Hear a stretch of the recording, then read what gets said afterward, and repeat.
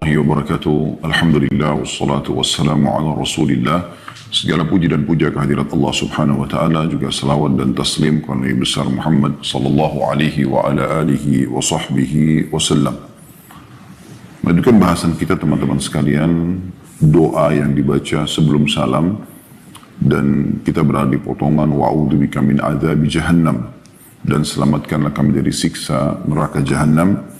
Dan kita sudah membahas dari buku Rasulullah SAW bercerita tentang surga dan neraka 5 bab atau 5 pasal, yaitu perintah untuk berlindung dari neraka. Kemudian cukup banyak dalilnya yang sudah kita bacakan. Juga sudah kita bacakan tentang ancaman tentang neraka, bagaimana Allah Azza wa Jal memastikan neraka itu ada. Bahkan kita bisa merasakan neraka itu, keberadaan neraka itu.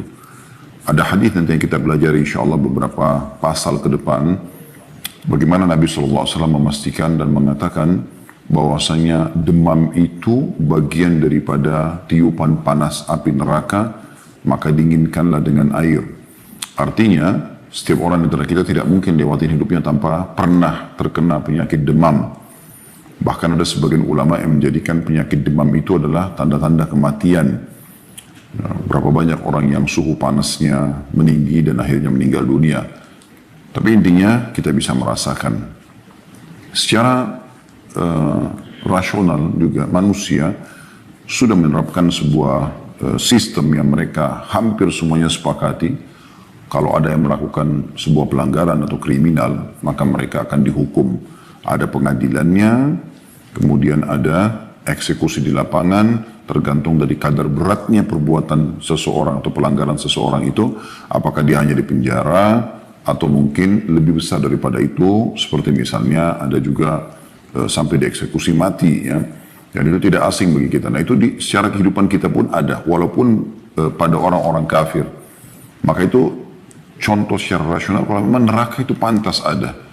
Karena kalau tidak ada neraka atau tidak ada surga, kalau kita gabungkan kemudian tidak ada akhirat, maka tidak ada sebuah motivasi besar untuk seseorang itu selalu menjaga istiqamah dengan amal solehnya, seperti Bapak Ibu jaga sholat, puasa, dan ibadah-ibadah yang lainnya, termasuk Anda hadir di majelis ilmu kita. Dan tentu juga orang tidak akan terkontrol dalam pelanggaran-pelanggaran seperti menipu, menggunjing, mencuri, memukul orang lain, apalah ya, melakukan praktek sihir. Kalau tidak ada neraka, karena ada neraka ada ancaman sehingga membuat orang berhati-hati. Contoh rasional yang lain, kalau Anda kerja di kantor, pegawai yang berprestasi adalah pegawai yang cerdas. Dia tahu ini peraturan perusahaannya, maka dia ikutin, tentu fasilitas kantor akan dia dapatkan. Selama dia tidak melanggar, maka tentu dia akan diberikan fasilitas gaji, bonus, dan segala macam. Tapi kalau ada pegawai yang coba untuk melakukan pelanggaran-pelanggaran yang memang perusahaan sudah menetapkan kalau itu adalah sebuah pelanggaran dan ada konsekuensi kalau dilanggar, kemudian dia coba, maka secara otomatis dia akan kena hukuman tersebut. Jadi di pasal kedua kita sudah menjelaskan tentang ancaman api neraka, bagaimana Allah Azza wa Jal memastikan kalau neraka jahannam itu ada. Kemudian juga pasal ketiga tentang pintu-pintu neraka, bagaimana dijelaskan ada 7 buah pintu, dan Allah Subhanahu wa taala menjelaskan setiap pintu itu ada tingkatan-tingkatannya, tergantung daripada kadar perbuatan seseorang, pelanggarannya. Tentu di neraka nanti naudzubillah ada yang abadi, ada juga yang hanya mampir saja. Yang abadi sudah jelas, orang-orang kafir, orang musyrik, orang munafik, ini sudah jelas mereka ya, masuk abadi. Sementara orang-orang usatul mu'minin, orang mukmin yang pernah berbuat maksiat dan tidak sempat bertaubat, serta setelah melalui prosesi timbangan amal, ternyata dosanya lebih berat daripada amal solehnya, dia akan masuk ke neraka sesuai dengan kadar dosanya, kemudian dia akan dimasukkan ke dalam surga. Kemudian juga sudah kita jelaskan di pasal keempat tentang gambaran panasnya api neraka. Jadi dia sangat panas. Ya, Anda kalau masih ingat surah Al-Ghasyiyah ayat 2 sampai ayat 4, Allah menjelaskan wujuhu yawma idzin khashi'ah 'amilatun nasibah tasla naran hamiyah. Banyak muka pada hari itu yang tunduk dan hina, orang-orang kafir, orang munafik, orang musyrik. Bekerja keras lagi kepayaan, mereka mau coba mendapatkan perlindungan, pertolongan, tapi tidak akan ada hasilnya. memasuki api yang sangat panas. Dan cukup banyak yang dijelaskan pada pertemuan yang lalu, tapi ada hadis Nabi SAW yang saya ingin titik beratkan, yaitu perkataan Nabi SAW, api yang dinyalakan oleh anak Adam ini adalah hanya satu bagian daripada 70 bagian api neraka Jahannam. Mereka mengatakan, para sahabat, demi Allah, wahai Rasulullah, satu bagian saja sudah cukup. Artinya api yang dipakai di dunia ini saja kalau dipakai untuk menyiksa sudah cukup. Maka bagaimana kalau sampai harus 69 kali lipat ditambahin jadi 70 kali lipat panasnya? Maka Nabi SAW bersabda, sesungguhnya ia dilebihkan atas api dunia ini 69 bagian. Semuanya seperti itu panasnya. Nah ini teman-teman hadis diriwayatkan Imam Bukhari, dan bagaimana juga sudah kita jelaskan tentang kasus hadis Nabi SAW bersabda bahwasanya Allah menciptakan surga lalu mengutus Jibril, menyuruh Jibril melihatnya, kemudian Jibril kembali lalu memberikan tanggapannya mengatakan, ya Allah, tidak ada satupun orang hambamu yang mendengarkan surga kecuali dia akan berusaha untuk masuk ke dalamnya. Lalu Allah hiasi surga itu dengan hal-hal yang tidak disukai. Ada peraturan-peraturan yang haram tidak boleh dilanggar. Ada perintah-perintah di saat-saat orang lagi istirahat seperti sholat malam, ibadah-ibadah, sholat isya, sholat subuh, yang membuat orang tidak suka gitu ya. Akhirnya Jibril pun setelah itu disuruh oleh Allah SWT melihat yang kedua kalinya, lalu dia mengatakan, saya tidak menyangka ada hambamu yang bisa lolos masuk ke dalam surga.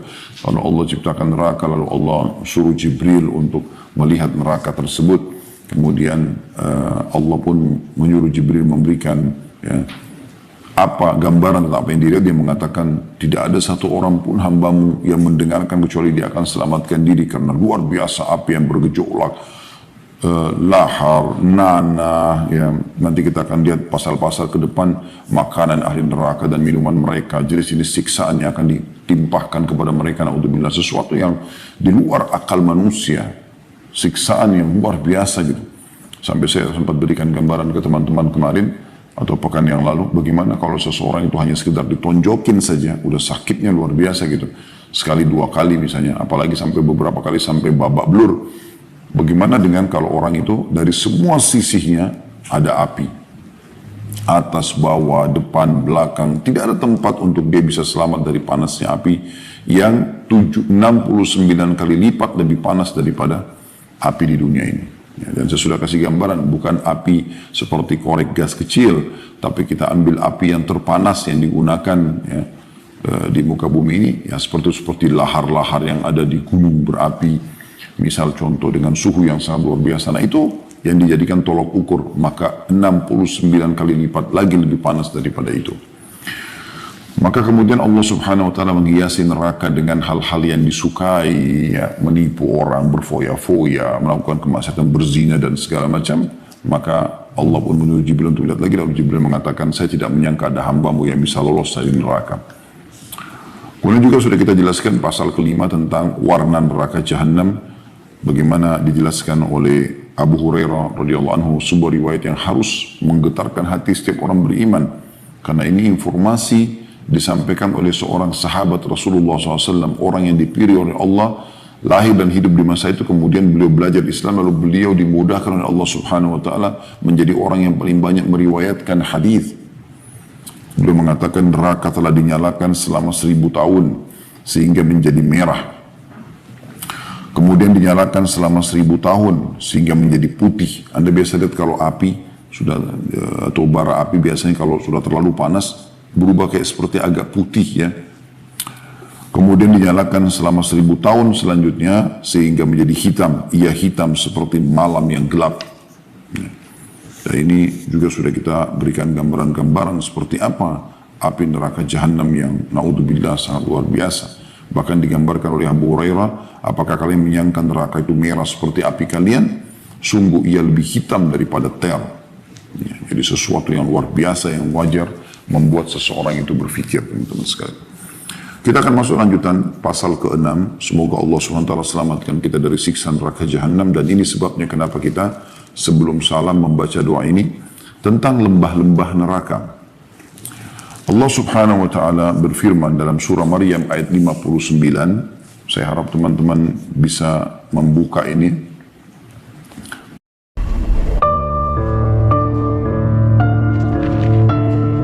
Kata bu guru, gantungkan cita-citamu setinggi langit.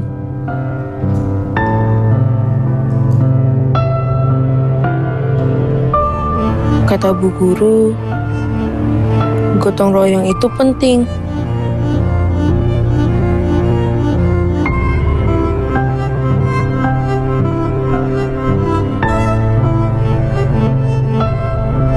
Kata bu guru, buku itu jendela dunia.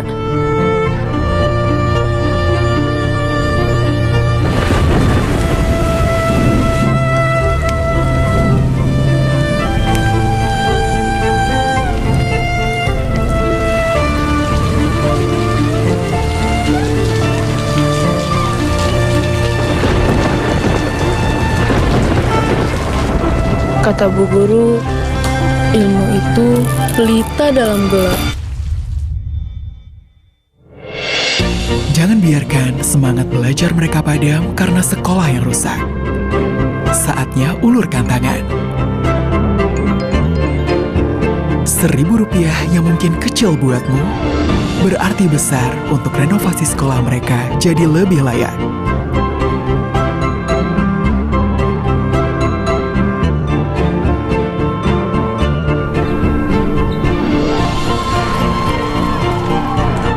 Bersama Telkomsel, jaga semangat belajar mereka tetap menyala.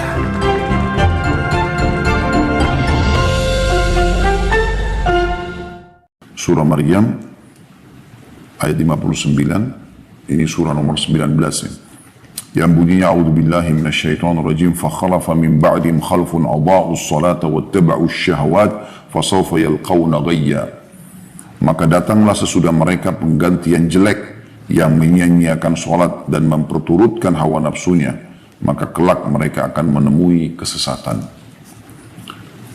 Abdullah bin Mas'ud radhiyallahu anhu menafsirkan atau menyampaikan tafsir potongan ayat fasawfa yalqawna ghayya, maka kelak mereka akan menemui kesesatan, yakni sebuah lembah di neraka jahanam yang sangat dalam dasarnya dan sangat busuk aromanya.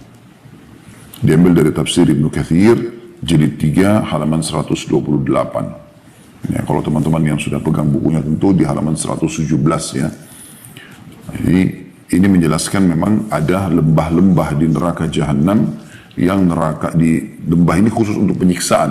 Jadi lembah ini ada orang dengan dosa tertentu ditaruh di situ. Nanti di lembah sebelah ada lagi orang yang pelaku maksiat lagi yang lain, maka digabungkan dengan teman-teman yang lain dan seterusnya. Ya. Bahkan ada orang yang dipindah-pindahkan dari lembah ke lembah karena dia hampir seluruh dosa ini dia lakukan. Wa na'udzubillah. Ya.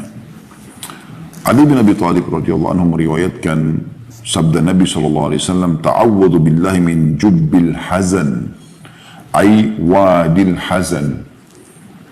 Kata Nabi SAW, berlindunglah kepada Allah dari lembah al-hazan. Al-hazan itu kesedihan ya, lembah kesedihan. Ditanya kepada beliau, wahai Rasulullah, apa itu lembah kesedihan atau al-hazan? Beliau bersabda, sallallahu alaihi wasallam, sebuah lembah di neraka jahanam, yang neraka jahanam sendiri berlindung darinya 70 kali setiap harinya. Ia disediakan oleh Allah untuk para pembaca Al-Quran yang riya. Hadis diriwayatkan oleh Al-Baihaqi dengan sanad hasan, sebagaimana Al-Mundri juga sebutkan dalam At-Targhib di jilid 6 halaman 244. Ini perlu dirundungi teman-teman sekalian ya.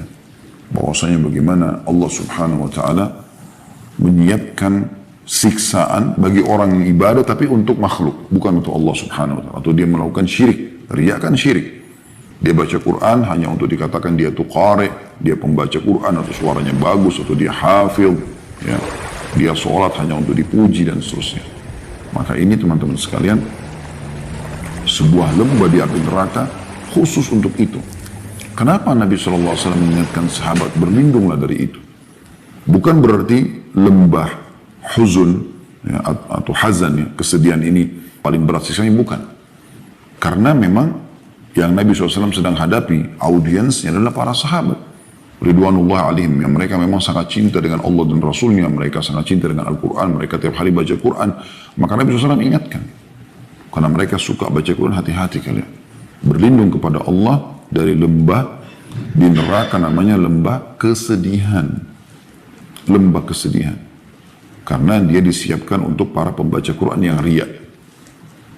Ada sebuah riwayat yang lain teman-teman sekalian, tapi riwayatnya cukup panjang. Saya coba langsung baca terjemahnya, tidak menyebutkan lagi bahasa Arabnya. Kata Nabi SAW, ada 3 golongan yang paling pertama Allah hisab hari kiamat. Dan ini adalah orang yang paling pertama dimasukkan ke dalam api neraka. Yang pertama adalah seseorang yang membaca Al-Quran. Pembaca Al-Quran. Yang didatangkan pada hari kiamat, kemudian Allah Subhanahu wa Ta'ala memperlihatkan kepadanya tentang nikmat yang Allah berikan, artinya suara dia yang indah, dia bagaimana menghafal 30 juz, dia bagaimana menjadi imam di masjid dan segala macam hal. Lalu dia kenal nikmat itu, dia tahu. Lalu Allah Subhanahu wa Ta'ala bertanya, apa yang kau lakukan dengan nikmat yang aku berikan itu? Dia mengatakan, ya Allah, aku selalu membaca Al-Quran di malam dan siang hari karena kamu. Kata Allah Subhanahu wa Ta'ala, kamu telah berdusta. Kamu membaca Quran agar dikatakan seorang yang qari', seorang pembaca, suaranya indah, penghafal hafid, penghafal Quran. Dan sudah diucapkan, apa yang kau inginkan dari pujian manusia sudah diucapkan. Lalu kemudian Allah pun memerintahkan malaikat untuk menyeret wajahnya dan dilemparkan ke dalam api neraka. Kemudian yang kedua, seorang yang Allah Subhanahu wa Ta'ala mudahkan dia untuk berjihad, dianggap mati syahid oleh teman-temannya, yang didatangkan lalu dilihatkan nikmat-nikmat Allah pada dia, bagaimana dia punya keterampilan perang, bagaimana dia punya keberanian, bagaimana dia merobos pasukan musuh, bagaimana segala macam. Kemudian setelah itu Allah Subhanahu wa Ta'ala menanyakan, apa yang kau lakukan dengan nikmat yang aku berikan? Dia mengatakan, ya Allah, aku gunakan semua untuk berjihad di jalan karena engkau ya Allah. Kata Allah Subhanahu wa Ta'ala, kau telah berdusta. Kau lakukan supaya kau dikatakan seorang yang pemberani, perkasa, pujian manusia yang sepanjang lidah yang dia kejar. Maka dari itu sudah diucapkan, orang yang mau riya ini pasti didapatkan. Dia sholat malam supaya dipuji, dia bersedekah supaya dipuji, baca Quran supaya dipuji, dia dapat itu. Manusia akan puji dia. Tapi di akhirat ini siksaan. Maka kata Allah SWT, kau telah berdusta karena kau hanya jihad karena untuk dikatakan sebagai seorang pemberani. Ya. Lalu diseret di atas wajahnya di tanah, kakinya di atas oleh malaikat, dilempar dalam api neraka. Yang ketiga yang Allah karunia harta untuk dia. Kemudian Allah datangkan dan Allah perlihatkan nikmat itu, bagaimana melimpahnya segala macam jenis harta yang dia miliki dan bagaimana ada kegiatan-kegiatan sosial yang dia lakukan. Kemudian Allah perlihatkan itu, lalu Allah dan dia kenal nikmat itu. Lalu Allah tanya, apa yang kau lakukan dengan harta yang aku berikan, nikmat ini semua? Dia mengatakan, ya Allah, aku tidak menyisahkan tempat atau waktu di mana engkau menginginkan aku bersedekah, kecuali aku sudah bersedekah. Kata Allah, karenamu ya Allah, kata Allah SWT, kau telah dusta. Kau bersedekah agar kau dikatakan sebagai orang yang dermawan, dan sudah diucapkan, kau sudah dapat itu pujian manusia. Maka dia perintahkan agar diseret wajahnya, ya, kakinya di atas kepalanya, wajahnya di bawah, diseret lalu dilempar ke dalam api neraka. Lihat bagaimana teman-teman bahayanya riya itu. Makanya Nabi SAW mengatakan, akhwafu ma akhafu alaikum syirkul khafi. Yang paling aku khawatirkan dari adalah syirik, menyekutukan Allah yang tersembunyi. Maka para sahabat mengatakan, wa syirkul khafi ya Rasulullah.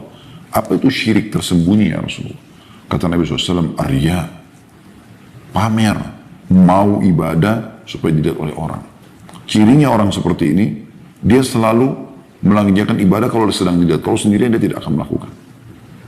Dan kalau dia sudah melakukan, walaupun baru ibadah sedikit, sudah hampir seluruh orang mengetahuinya. Semua orang dia sampaikan. Maka ini tentu saja teman-teman sekalian berbahaya sekali. Ya. Dan ini menceritakan tentang adanya lembah di dalam neraka jahanam. Tentu dalam buku kita tidak disebutkan, tapi ada pendapat sebagian ulama tafsir tentang surah Al-Humazah yang Allah SWT mengatakan wailun likulli humazatin lumazah, kecelakaan. Wail itu maknanya banyak, kecelakaan, kehancuran, kebinasaan, ya. Dan ada juga maknanya adalah lembah di api neraka untuk penyiksaan, untuk semua orang yang menceritakan aib orang lain dengan lisannya dan mencontohkan aib orang lain dengan perilakunya atau sikapnya, ya.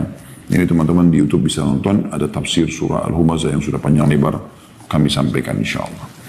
Kemudian pasal selanjutnya tentang masalah kerak jahanam atau tempat yang paling dasar, bisa kita bahasakan yang paling berat sebenarnya siksaannya.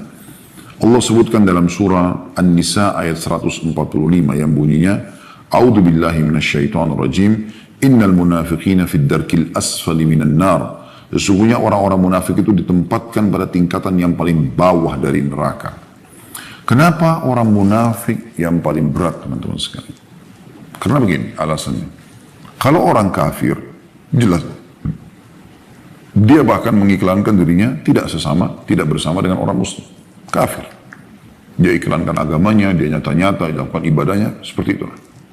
Maka kita tahu ini orang kafir. Orang muslim juga, atau orang mukmin juga jelas. Mereka melakukan ibadah mereka sesuai dengan panduan wahyu. Tapi orang munafik ada di tengah-tengah. Dia nggak jelas. Allah SWT menyebutkan dalam Al-Quran, Mudhabdhabina baina dzalika, la ilaha ula wa la ilaha ula. Mereka itu orang munafik, orang yang seperti pelintan.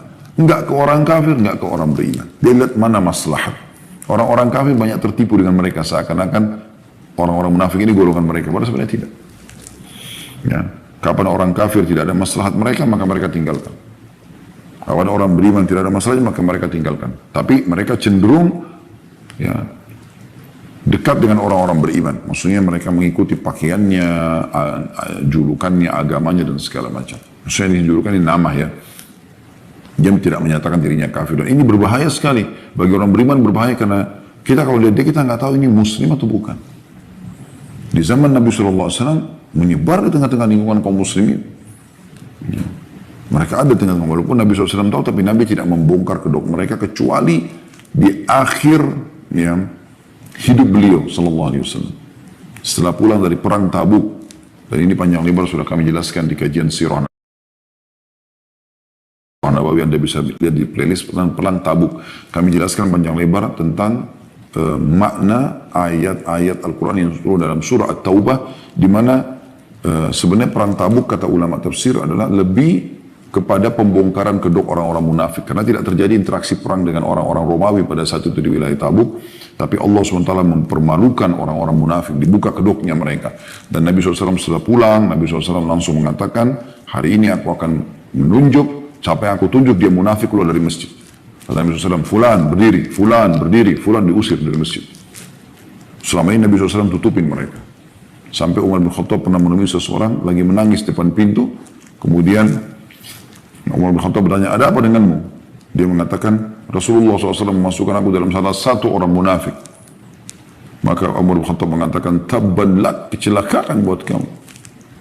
Dia luar biasa hidup bersama Nabi SAW, melihat Nabi tapi bisa jadi munafik. Ini bahaya.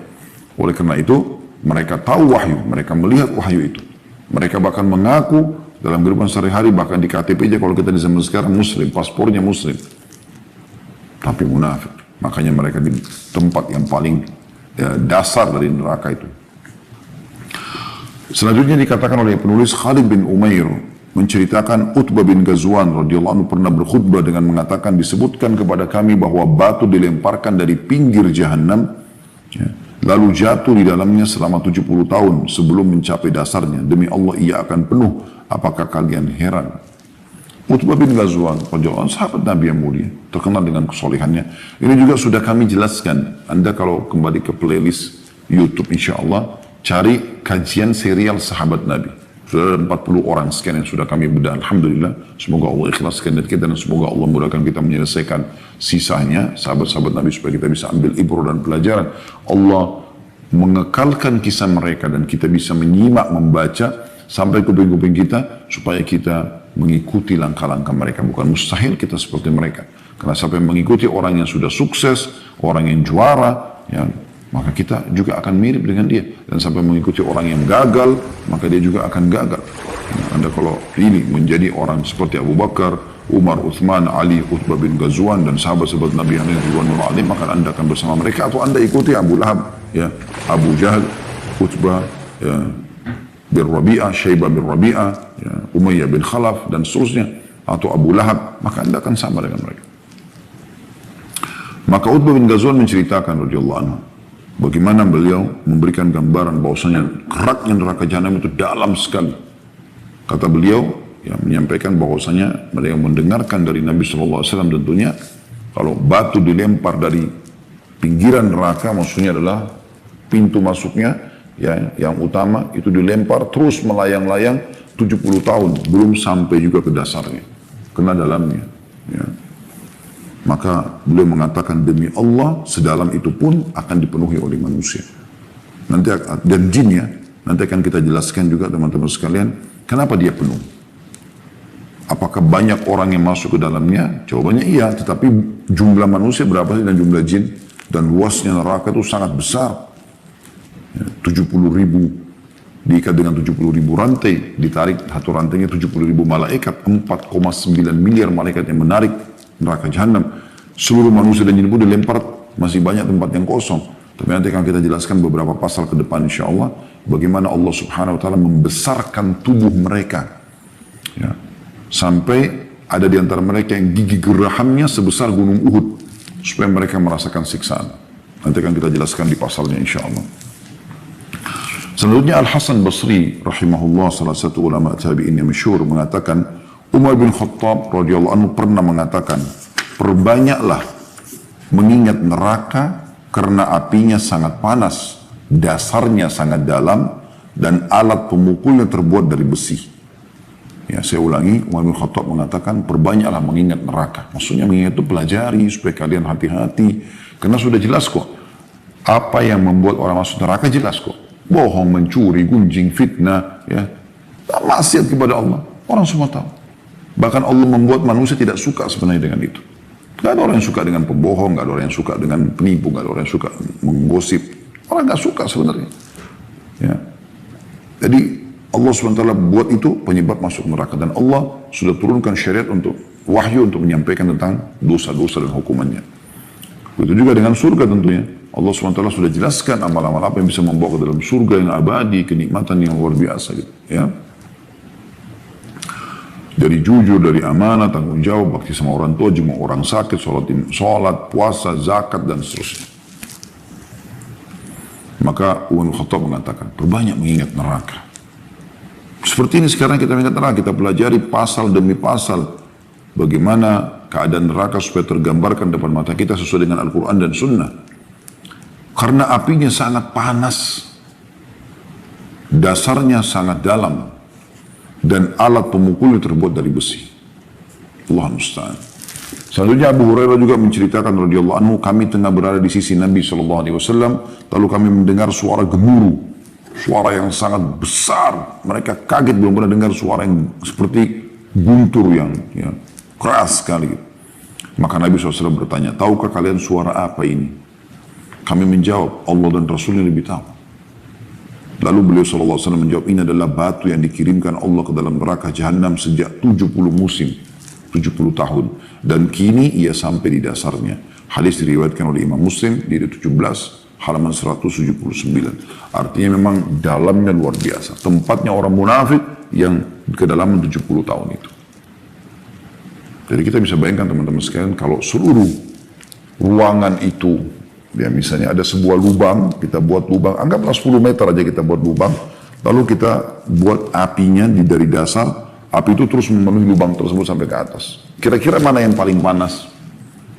Bagian atas kah? Bagian tengah kah? Atau bagian bawah kah? Otomatis bagian bawah, itu kan? Karena di situ sumber apinya. Kalau kita makin naik ke atas, makin dekat dengan area terbuka, ya, maka tentu tidak sepanas kalau di bawah. Kalau kita di pinggirannya panas, tapi masih ada ya, udara, tempat terbuka yang tidak sepanas kalau di dasar. Maka nanti akan kita jelaskan insya Allah juga pasal-pasal akan datang. Ini ada semua penjelasannya. Bagaimana Nabi SAW menggambarkan orang yang paling terakhir keluar dari neraka. Dia keluar, ini orang beriman tapi banyak dosanya, maka dia disiksa dulu. Dia keluar dalam kondisi badannya itu setengah hangus, mengeluarkan asap. Dia berdiri, dia jatuh, dia berdiri, dia jatuh, terus begitu. Sampai setelah dia menjauh sedikit dari neraka, dia akan mengatakan, Alhamdulillah, segala puji bagi Allah yang telah menyelamatkan aku dari kamu. Saking luar biasanya gitu. Ya. Waktu itu juga insya Allah akan kita jelaskan nanti. Baik, pasal ke-8 tentang rantai-rantai jahanam. Beliau mengangkat Al-Insan, surah Al-Insan ayat 4 yang bunyinya A'udzubillahi minasyaitonirrajim, inna a'tadna lil kafirina salasila wa aglalan wa sa'ira Sesungguhnya kami menyediakan bagi orang-orang kafir rantai, belenggu, dan neraka yang menyala-nyala. Rantai, kalau ada orang di penjara dibebasin saja, dia bisa sana sini luas saja, masih ringan. Tapi kalau ada orang yang dianggap ini orang penjahat kaliber, maka biasanya dirantai. Tangannya kah, kakinya kah, lehernya kah, sehingga tidak bisa kemana-mana. Tapi Allah tambahkan rantai, kemudian belenggu.